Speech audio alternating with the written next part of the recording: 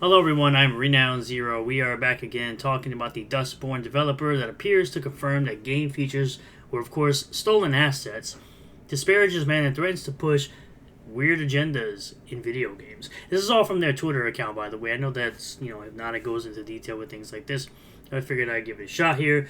This comes to us, of course, from That Park Place Will Start Here. Dustborn developer appears to confirm game features stolen assets, disparages man and pushes this weirdo agenda in video games.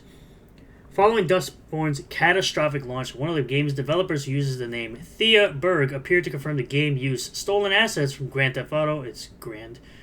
Come on, John. Disparaged men and threatened to push this agenda in video games.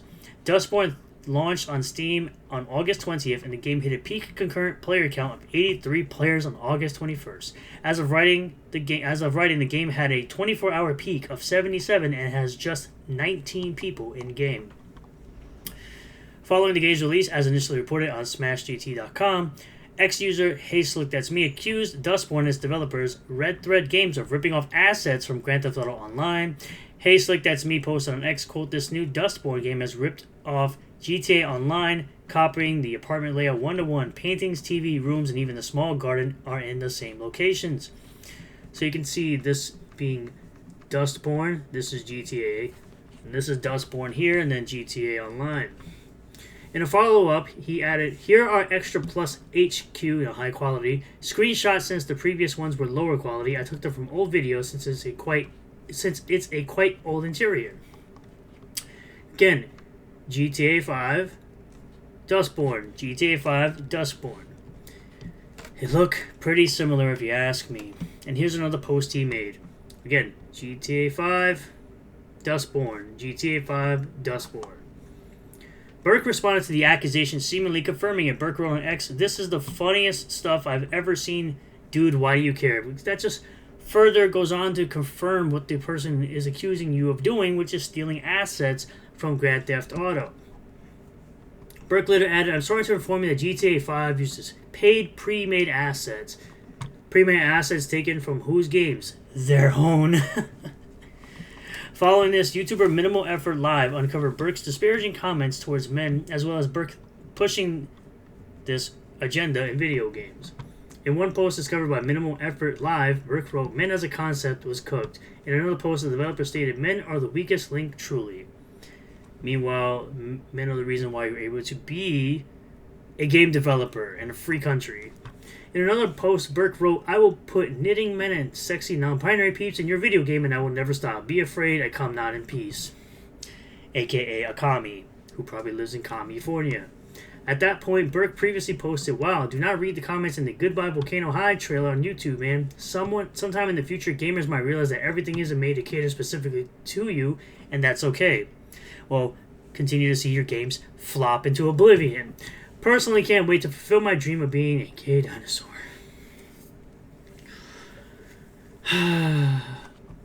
This is a very false statement, by the way. 50% of gamers are not women. You're lying. Please stop. On top of all this, former World of Warcraft team lead Mark Kern, aka Grumps, shared that Red Thread Games received funding from a number of government entities for the game. First, he noted Dustborn used far more government money than has previously been reported. The Norwegian Film Institute funded the game for 14 million kroner, or nearly 1.4 million US dollars. This is in addition to the 150,000 euros from the Creative EU grant program. He added, "Dustborn is basically, oh god, this type of person training game. You bash the fash across the dividend states of America by using vocal powers to call people ists. The game has 33 players currently on its opening week." Jeez. It's almost it's almost as big of a flop as Concord. Gross.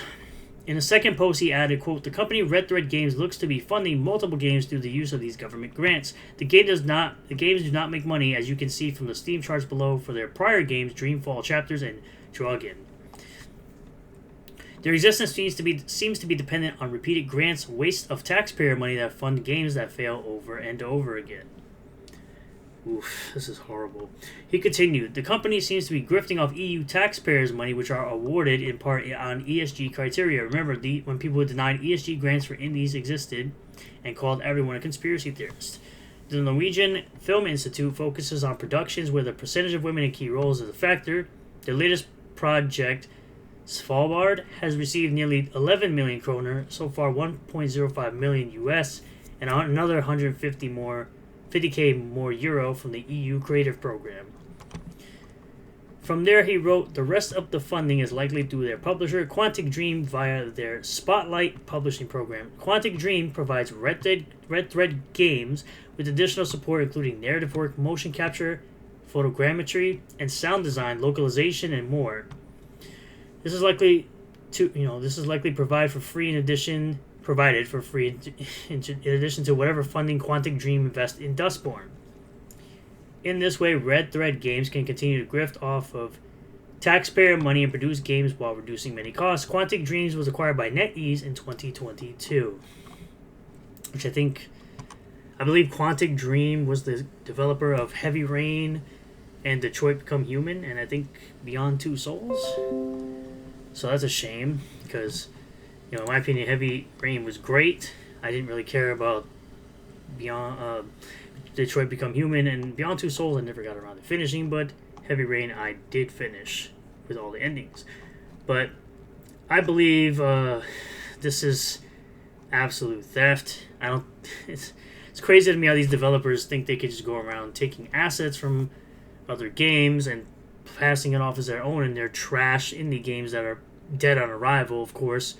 But interesting to me how this person basically outright admits that they're taking assets from the most, if not one of the most popular games ever created in gaming history. So the fact that you have to take assets from a very popular game rather than creating your own assets for the game is quite telling of how talentless you clowns are, considering that you all think you're absolutely special for, being different from other people, I guess. I don't understand why you want to push this type of agenda in video games, but it's not really going to work out too well for you when nobody buys your games.